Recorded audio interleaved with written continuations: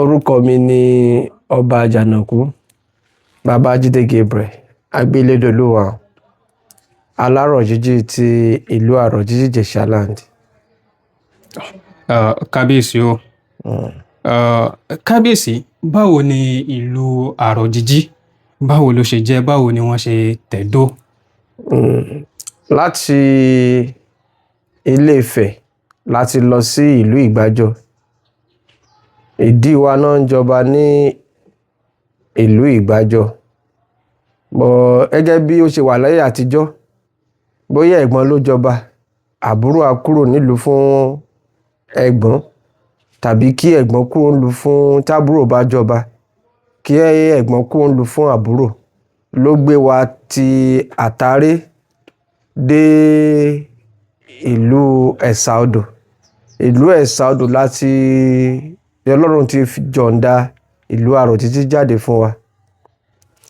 So ìlú Àrọ̀jíjì ni ìlú tí bàbá mi wá tẹ̀dó nígbà tí ìran wa dé ìlú Ẹ̀sà Odò.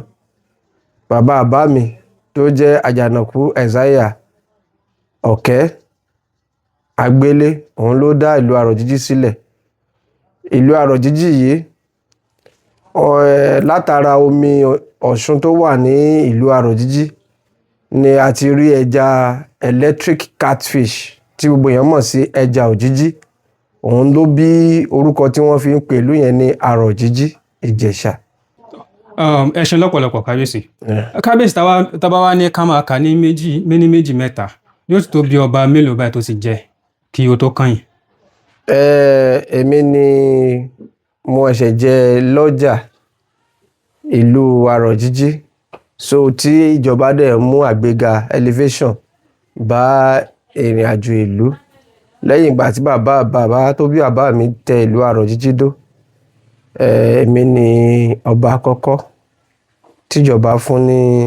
tíjọba ń ṣe ìgbéga fún. Ó dáa kábíyèsí, ẹ ti fi ọmọdé ẹ ti fi jẹ ọba, ẹ ó fi àgbà ẹ fi lò ní àṣẹ Elédùmarè. Àṣẹ o. Àwọn alálẹ̀ wọn á máa tì yín lẹ́yìn, wọn ò ní padà lẹ́yìn yín. Àṣẹ o. Ojúlówó Yorùbá, ìkànnì àṣà, ìṣe àti èdè Yorùbá.